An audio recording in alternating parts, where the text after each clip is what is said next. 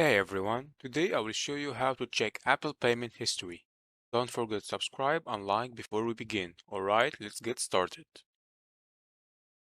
First method is open the App Store app. Then tap on your Apple ID icon.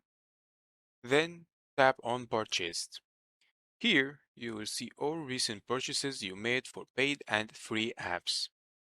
To leave the history of this purchase, just swipe left on the app, then tap Hide.